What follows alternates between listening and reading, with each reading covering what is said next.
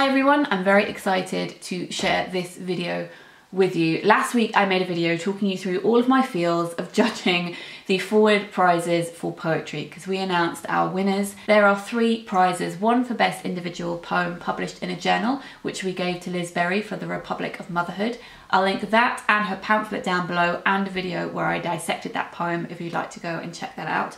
We gave Best Debut Collection to Phoebe Power for Shrines of Upper Austria and Best Collection, which is an award for £10,000, to Danez Smith for their collection Don't Call Us Dead. Danez's collection is powerful, articulate, mesmerising, spellbinding. It is so well crafted, and seeing them read when they came to the forward prizes was astonishing. I've seen Danez read on YouTube, etc., and I encourage you to do that because it's amazing, but just in person, it's a whole other thing altogether. And I was thrilled that I got to speak to Danez the next day, talk to them about how they felt about winning this prize, and just in general, geek out over talking about poetry and our love of poetry. Danez's book looks at being black, queer and HIV positive in America, and it's a collection that I've thrust into the hands of many people. So I'm going to hand you over to my past self who was talking with Danez, and if you would prefer to listen to this while you're out and about, you can search for my podcast Books with Jen, which is on iTunes. You can search the podcast app on iPhone. You can download Stitcher for free if you're on Android, and you can find it on there.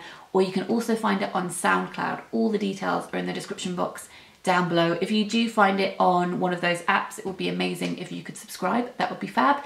I hope that you enjoyed the podcast, and I will speak to you guys very soon. Read Danez's book. Bye.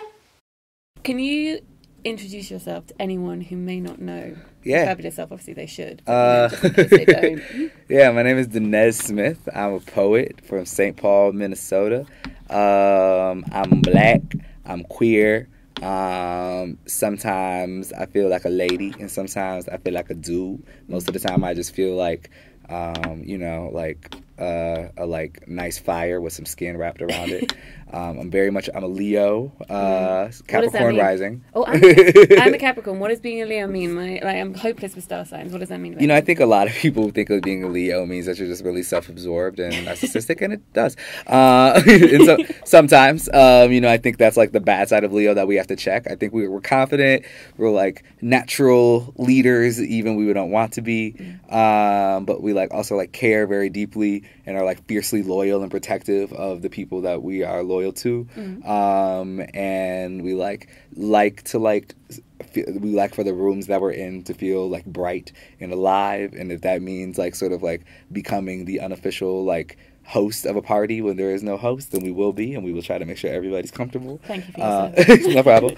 And we will also be your biggest cheerleader, but part of our ego, part of the way we're set up means that we also sometimes we very much enjoy our cheerleading as well. And we tend to be, I think, big personalities sometimes, at least some, even the introverted Leos, once you get to know them, I think are rather grand in some ways. And yeah, we're just kicking it with folks. I think we're sometimes the shittiest zodiac sign, but I don't think we're the worst. So how'd you come to poetry? I came to poetry in high school. I didn't really, I think identify or find the value as a high schooler in so a lot of the poetry that I was seeing in English courses, which was a lot of it was Frost, it was Whitman, it was Dickinson, it was Langston Hughes. If it was February, I think I liked Hughes a little bit, but all of it felt antiquated and everybody was dead.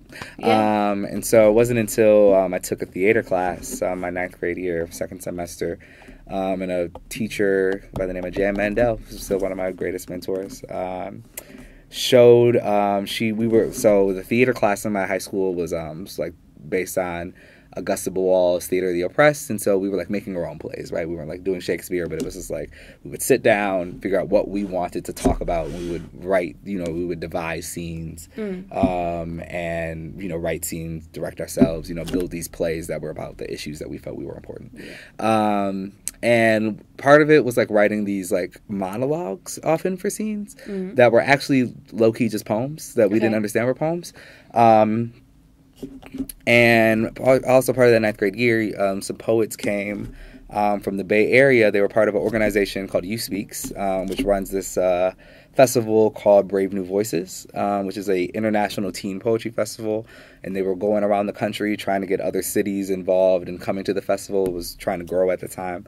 And so they came to our school and they performed, and we were all freaking wowed. And we also realized, like, oh, maybe these monologues we've been writing are like poems, kind of like not as good as that, but like, yeah, we did that, like worse, but we did that, you know. And like I remember Jan bought the You Speak CD, or Miss Mandel. We never called her Miss Mandel. Jan bought the spoken word CD, and she would have us write poems by like sort of just listening to the CD, and we would pick out a line that resonated with us, and then we'd write a poem off of that.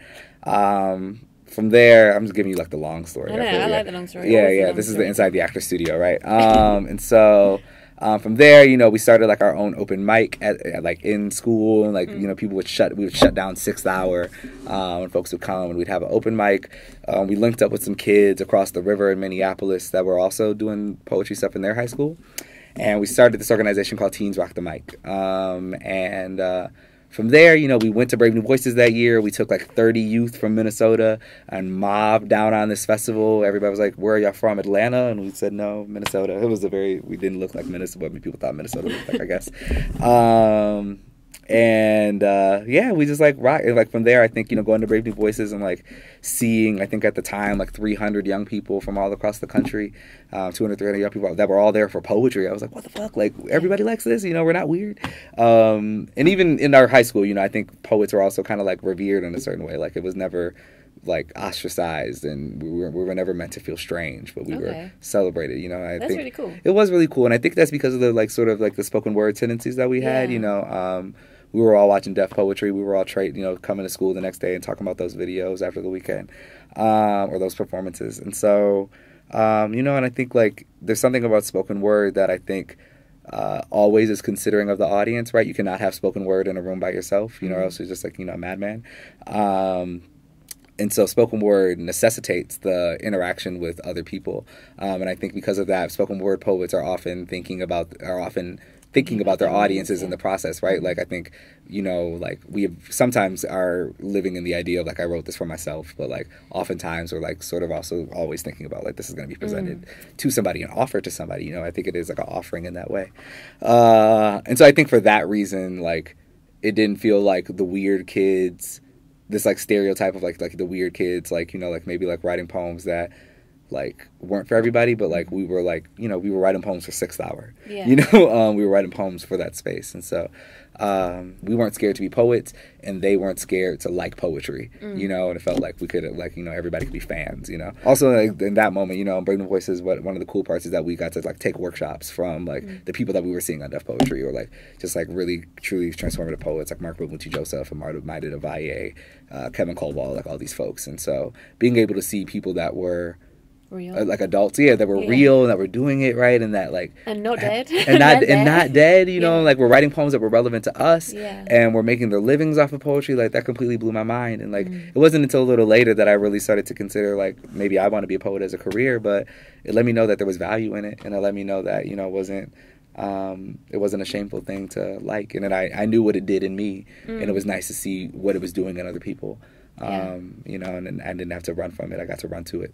That's really great that you could see it, poetry as like an active thing. It wasn't just something that you would sit in a room and do, and it wouldn't benefit you or other people in any kind of way. Like, not it can be cathartic, but cathartic at a community level. Right. And there were many poems that I wrote for myself, you know, that were like just cathartic, you know, more like, you know, maybe closer to like a diary entry, but they were still very much poems. But you know, I was always sort of, there's always been other people in the room, even when I was alone, you know. How do poems come to be for you? Do you workshop them through like reading them out at performances, or are they very much near completion before you do that, and then you might tweak later? I think sometimes it happens all the ways, you know. I think about performance as a way to test things out all the time, but not for every poem, you know. I don't think every poem I write lends itself to performance, and so there were pieces that I have, you know, even in the book. I think like if I would have read a poem like Litany with Blood All Over in front of an audience, you know, too early, I would have completely fucked that up because I probably would have started trying to move it towards a more performative space. Yeah. But, you know, I think I try to, for me, I think like my first allegiance is to the poem. And I'm not thinking about page or stage as necessarily at that point. Well, it has to be what it's going to be. Right, it has to be what it's going to be. You know, I can't make too many decisions about the poem until it's done, or until like I at least get to the bottom of a draft. And once I get there, then I like read it to myself, and I'm like, oh, this is something that might lend itself to performance. Yeah. If it does lend itself to performance, then yeah, I like always try to sneak in new work into like all my readings, or like back in the day it was like going like trying things out at open mics and using the audience as like sort of a first tester to like just test the waters and see if like the things that I needed to hit were hitting, and seeing if the things that I thought were resonating, you know, seeing where like if it's completely like dead and quiet and everybody hates it, then I know I got some more work to do. If there are a couple snaps or maybe a hoot and a holler here and there, then maybe I know I'm on the right path. Yeah.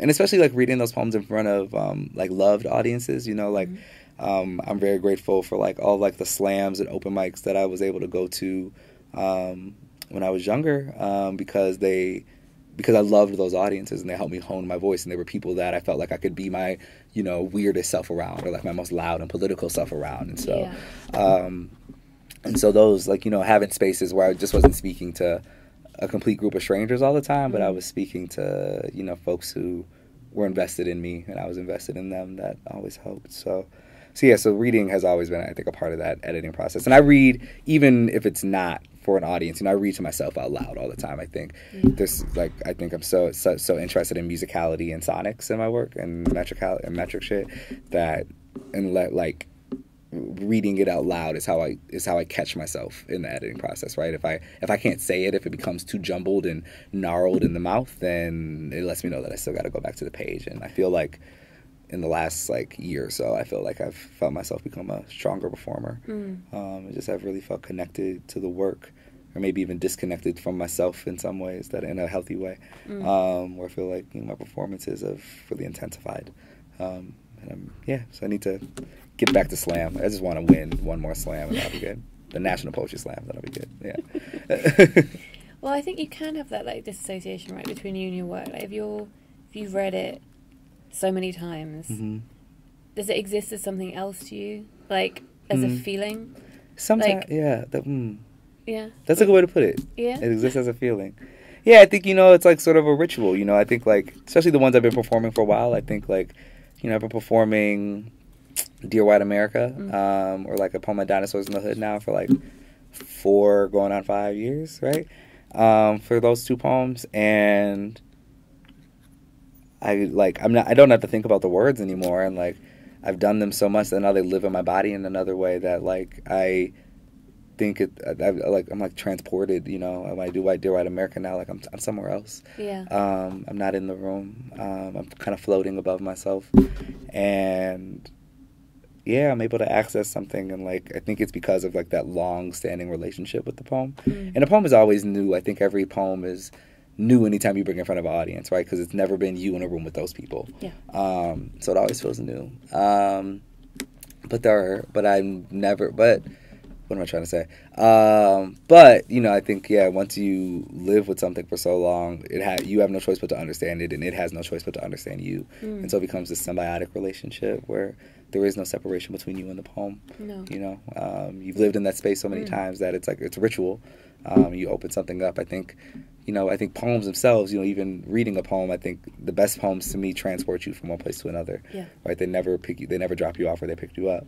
And I think the same has sort of been true for like my most memorable moments in performance, where I felt transported somewhere, and like I did not start, you know, it was more than a performance, you know, it was something else. You know, the poem picked me up and dropped me off somewhere else as well. Have you got a specific memory in mind with that? Maybe the first time I did Dear White America, which maybe feels closer to like the more recent times, even though they're very different performances. But the first time I did it, I was totally, maybe the second time I did it at Rust Belt, the one that's like recorded online. Like, and I think it was because it was a room that like I knew I could be angry in. It was like a room full of like heroes and friends. You know, I remember I was there, it was at Rust Belt, which is a Midwest-based poetry slam in the state. You know, my team was there. My team was like some of my best friends, Human Win, Sam Sachs, Cam Rich, great poets. But in the room as well was like Will Evans, Jamal May, Omar Holliman, Hanif Abdurraqib, who are like all poets that like, you know, I walk with and I love and look up to. And like I remember doing that poem and like just sort of I left my body, you know, and like, you know, and even like I think the moment like, and I was like doing it and like trying to like not mess up the words still, but in the back of my mind I'm thinking like Will Evans and Jamal May are right there. And I love them and I look up to them and they are freaking out about this poem right now. But also I had this other, so like that was like my ego side, right? And then on this other side, I'm like, I understand the words I'm saying right now. And, you know, like the injustices I'm speaking to and like trying to call down something else or call up to something different. And there are people, and I see that woman over there who's crying because maybe she's never knew that she could say this shit out loud and be this angry. Or maybe she is this angry and fed up and finally somebody's like here with her and I'm here with her right now too because I see her crying and I want to cry too, you know, so I'm like all over the place and it's just like and then at that point your soul just kind of, you know, catapults out of yourself and the poem takes over and you're the poem at that point. You are the poem. Yeah. I love that. Because, it's multitudes, right? It's you and the poem, but at this point it's you and all your past selves. And every time you've read it before and the poem. That's huge. It's huge. It's huge. It's huge. In case you didn't know that, that's huge. It's huge. It's mystical, right? And I think, like, you know, like, sometimes we can talk so much about, like, publishing and craft and, like, all those things that are, like, very real and, like, techniques and form and mechanics, and that's all very real, you know. It's as much math as it is magic. But, like, I love the magic part, you know, the things that are hard to describe, like, you know, the parts of poetry that feel divine, that feel ritualistic, that feel ancient, you know, that when we get to this idea that like a blurring the line between poetry and prayer or poetry and spell, you know, when I'm in my best performances, I'm putting a spell on myself and the audience is joining that with me. They're also part of the ritual. Hopefully I'm putting a spell on you. I want to sing now. I put a spell on you and now you're mine. Well, last night though, it was because we've sat as judges, right, in a room with these hundreds of books for like forever and talked about them. They've become something, I don't know, like bursting to get out of the walls in that room. And then making a decision and being like, yes, I'm so excited. And like just being able to go along last night and see everyone read, and yourself included, and the poems becoming living things again, was just so exciting. And because you know, you know what it's like. You're judging at the moment, right? You said last night. It's surreal.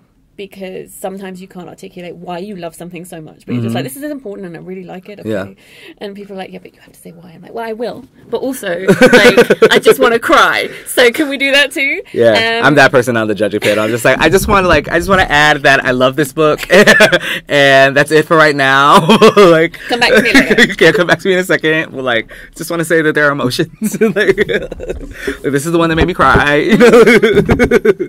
Going along late last night. And just seeing everybody just own their own poems and share them. It was so inspirational. It was a really magical night. I really enjoyed, you know. It was so incredible that nearly everyone could be there too. Yeah. You know, I really enjoyed, like, you know, because we got to sit in the audience for the first two categories. And I was just like, you know, I could hear you. I could hear you. I'm a rather lie. I was taming it last night because I was like, oh, we're gonna be that audience. We're gonna wait to the end to clap. I mean, they were just so good, you know, and I wanted to do it even, like, you know, during my category. You know, I want to freak out at a Tracy K. Smith reading, but I got to have some decorum because I'm on the stage at that moment. You know, and Vonnie, too. Like, you know, her poems are just amazing. And then what J.O. did with, like, that radio drama shit, where he's, like, changing his voice, you know? It's like, it's crazy.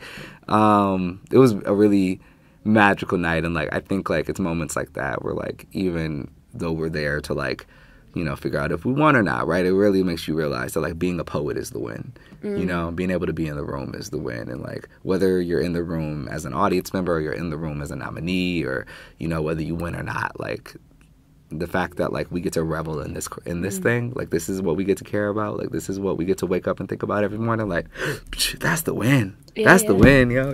No, I agree. And, like, so many times people say it's not the winning, it's taking part that counts. And most of the time I'm like, that's bullshit. But last night I was like, yes, it's true. And the winning is great, right? Like, you know, like that 10,000 pounds I won is very real. And You it can will. buy a lot of Greggs with that. I could buy Greggs for life. I could buy a Greggs. Just buy a straight up Greggs. You know, starting up a Greggs franchise in the States. Actually, ooh, that's a good idea. That is a good idea. Yeah. I had to tell you this story. I don't know if you know this about Greggs, but a few years ago, someone sued Greggs, this guy, because he liked to buy chicken pasties, right? So Hot Pockets, and have sex with them. I know. And then I don't love Greggs that much. Just eat it. I mean, but yeah. So he and that's sexual too. Exactly. So he would have sex. I'm using air quotes with the chicken bake. With the chicken bake, but then one day he bought a chicken bake and it was too hot, and he burnt himself. So he sued Greggs. Did he win? No. Okay. He did not win. Yeah. I mean, he's never going to win if he's having sex. You're sticking your dick inside of creamy chicken and a pastry. Like, eat it. It is warm and flaky and soft. It is. I love Greggs so much. You know, like, things I want to take back to America are like Greggs and Mary Berry. I love her so much. She's so perfect. Mia Chado gave me a Mary Berry cookbook that I'm very grateful for. So I can't take Mary Berry home, but I will take her cookbook. Yeah, I will take her cookbook. I would take Mary Berry if I could. I love her very much. So speaking of food, what excellent food have you had since coming to London? Yeah, I've had such good fucking food. I actually have no idea where I've eaten. Okay. No, one place was like 10 Greek Street, which is the name of a place and the address, I guess. The other one was on Dean Street. Oh my God, what was it called? It was so good. But I've had like a lot of good food, plus Greggs. You know, as much English breakfast as I can get. I think, you know, like people used to rip on English cooking all the time. Hey, I we're think healthy here. Yeah, well, you know, I think y'all were just like boiling beef for a little too long. That's true. But like an English breakfast is like the most brilliant breakfast in the world. Especially if you're hungover. Especially if you're hungover like I was this morning. Had a good old English breakfast from, where did we go? We went to the Regency Cafe. Like, that's like a good spot. So yeah, I always have good food when I'm over here. You know, I always gotta find like a nice spot for like some good curry. Last night after the after party, I was very drunk, and you know, we like got like the most like nameless. We were at the most like nameless chicken and chip shop ever. Yeah. Like right outside Waterloo Station, and like I don't know, we got like the dude's like last 7 pieces of chicken, and it was amazing. Probably it was gross, but I was drunk and it was hot. So yeah, so like really good food. I think like I think my favorite part about food here that it was like besides the Greggs, at least on this trip, I've eaten with people all the time, and no matter what, I think like the company always makes the food a little bit better. It's like poetry. Yeah, it's like poetry. Yeah, and like poetry, you know, I think like I most enjoy poetry when I'm either thinking about the audience or in front of an audience or I'm part of the audience. Could we invent something where we eat food and do poetry at the same time? Of course. Let's do that. Yeah. That sounds great. In a Greggs. Maybe we could have a chef make a menu based around a poet's book. Oh my God. And then we eat, and then there's a reading after. Okay.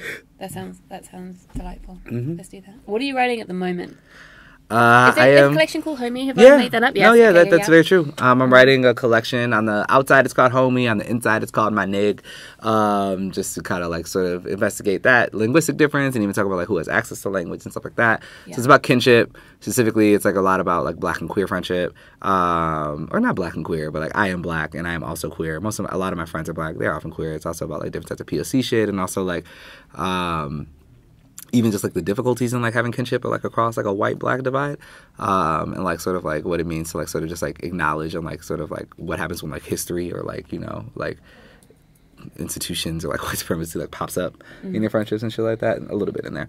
Yeah, so it's just about friendship, and I think I think what's happened in like the last couple of drafts is like me and Jeff Schatz, editor at Grey Wolf, and also Parisa at Shadow, I've realized that it's a lot more about suicide than I thought it was. I knew there's a couple poems about that hold the poem that are like holding the book that are about a friend of mine's suicide a couple years ago, and also like my own suicidal struggles or suicidal thoughts and struggles with those. And so it's like, yeah, so it's like, I thought it was like a little bit too bright, and I'm actually realizing that like I don't know what joy is, because I have a lot of joyful things, but like there's also like sadness is present, or like sorrow is present, grief is present. Grief is sometimes present to be comforted by joy, I think, in this collection, which is a little bit different than what was going on in Don't Call Us Dead, where I think like grief and joy are often balanced, and like even though like we sort of go to like some very low lows of like grief and injustice and all that kind of stuff, it's always pointing towards hope. Yeah. Where I think this one maybe lives in hope a little bit more and lives in joy, which made it a difficult book to trust. Well, because you're like, poetry's not happy. Yeah, well, or just like, I didn't know how to write poetry. Or I knew, you know, I knew the currency of trauma. I knew the currency of grief, and I knew that joy was often the turn that I was often turning towards joy, but I didn't know how to write a book that was already facing joy, you know, and sometimes having to turn its head towards grief, but always back to joy. And I think, you know, I think there's also a lot of danger, and like, you know, I thought it was like sentimental, and like that's like the very scary word in poetry, right? That you never want to be sentimental. So this book I had to lean on my community in a little bit of a stronger way, just even like believe in the book, right? I think like when I wrote Don't Call Us Dead, you know, I like finished it, I was like, oh, like this is a good book. Like I wrote this. This is like pretty fucking I was like I think I wrote a nice book. And Homie, it took me a little bit. I think also because I was talking about this a little earlier, but with Homie, I went through a long period of writer's block and just like editor's block too, because I think I was like burdening the book to like perform in like the capitalistic and like publishing world ways that I like Don't Call Us Dead was. Like Don't Call Us Dead, right? Like I like, you know, like people have like loved my work before, like I've said nice things about it, but like Don't Call Us Dead was like popular on a whole nother level in the States, and you know now with like this prize and stuff like that, like it was so easy to get caught up in like so those conversations about ego, or like feeling like I'm the shit, or like da-da-da, or like and it actually burdened the next book because I was like, well, what if Homie, you know, for a while I was like, well, what if Homie isn't on the National Book Award long list, or like what if it doesn't get like the recognition or the prizes or the star reviews and all that kind of stuff, and I couldn't write the book because I was still worrying about what was going to happen after the book, you know? And I think all the rest of that stuff doesn't matter, right? Like, I was proud of Don't Call Us Dead when it was a Word document, you know, before anything else happened. And it didn't matter. I wasn't thinking about awards. But I was just like, people are going to read this book, and, you know, and somebody's going to read this book and, like, get their life and, like, you know, like, realize that they're, like, worth some shit. Or realize that, like, their anger is valid, or realize that, like, they're not the only one that ever thought that, or, like, you know, whatever. And, like, this is what I'm trying to offer to my audience because of the poets who have also offered those same type of feelings to me. And none of the extra shit mattered. And then the extra shit came. And I think this is the danger for poets is that, you know, a little bit of, you know, taste can lead to greed because it can taint your mind and like taint how you even view your own work. And so for so long with Homie, it was just like, I was down in these trenches of like expecting it to perform in like a post-publication way before I'd even reached the end of the book. And I only started to feel good about it once I really freed myself from that. I had to remind myself, you know, I think we have to do this several times in our lives. I had to remind myself, like, why I was doing this, you know, and what brought me to poetry in the first place. And it helped, and it freed me, and I think the book started getting better in my eyes, and I was able to edit again. I was able to finish up writing a couple of newer poems. And so now I'm in a space where I feel good about it, and it's because I'm back at a place where I don't care. You know, I wrote this book for my friends and for anybody that's ever had a friend, and to think about that, you know, anybody that's ever like felt lonely and needed to feel love, and like anybody who, you know, has ever wanted to tell somebody else that they love them, and who's ever lived, you know, like, and that's again what matters. And you know, whatever happens will happen, whatever doesn't happen won't happen. But I'm glad that the book is where it's at right now, and that I'm back at a place where I can be a poet without worrying about being a product. Yeah. I think a lot of people, every writer, right, has fear, and then that fear morphs into something else because you're scared at the beginning because you don't know if you're good enough. And then you're scared because someone said you were good enough, and what if you're never good enough again? It's like, oh shit. So like if people say, how do I get over that? And I'm just like, well, you have to be comfortable with being uncomfortable. But also, it's okay to be scared to be shit. You've got to allow yourself to be shit, even when you're good. You're right. You have to give yourself permission to be shit. You know, even when I was like in this writer's block moment, like, and I think like, you know, I talk about it reflectively now, like knowing what that was about. But in the moment, you know, those like 7-8 months were like, I was writing nothing but shit. I didn't know what was blocking me. Like, you know, it was only when I started to really investigate, you know, what the block was about, that I was able to work towards that. But, you know, I wrote, and I'm glad I at least gave myself permission to write shit. You know, I was just like, okay, I've written nothing but crap poems for the last couple months. You know, like I maybe have a those. couple of spare lines that like here and there that I actually like, and it's fine. You know, I had to like get them out of my system, and I had to like, you know, just be comfortable and like patient with myself. And I think you're right. You know, there's always this fear like once you finish a poem that it's never going to happen again.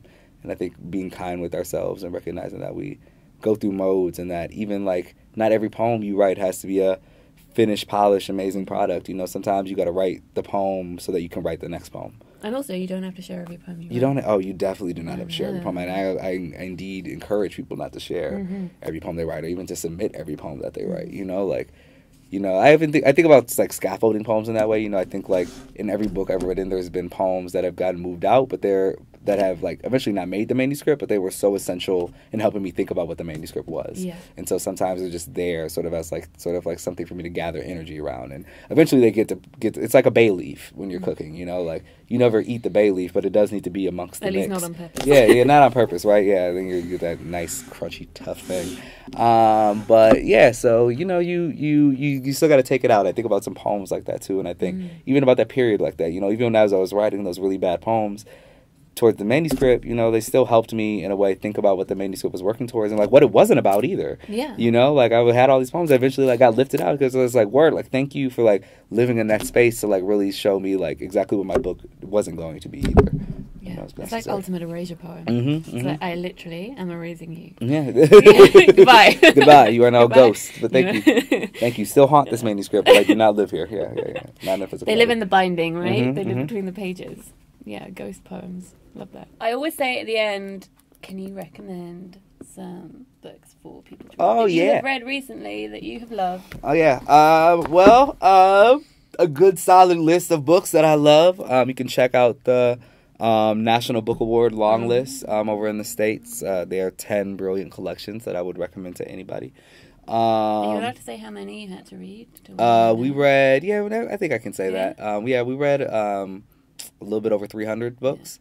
From all reaches of the country. And, you know, I read, we each read all of them. And there is, like, so much good poetry out there. I feel like I've met so many books and poets that I had no idea who they were before that now I'm huge fans of. And, you know, it's kind of like y'all said last night, you know, we could have made that short list, or we could have made that long list, like 10 times over. You know, so many collections that it was like so hard to say goodbye to. And yeah, so the long list is really great. Some friends that have published some brilliant collections also as well have been recently Human Winds Not Here, Fatima Asghar's If They Come For Us, Sam Sachs's new collection, Bury It. I am always a fan of Hanif Abdurraqib and Eve Ewing. Check out Evie Shockley's work. Check out anything Patricia Smith ever wrote. Check out Philip B. Williams' collection. Check out Adelie Moan's collection. Check out Kyle Dargan. Check out Angel Nafis and Morgan Parker. Check out everybody, you know? Look at my Twitter mentions. If I'm friends with them, they're probably good. But that's just because I love my friends and I think they're tight. Okay, thank you so much. Thank you.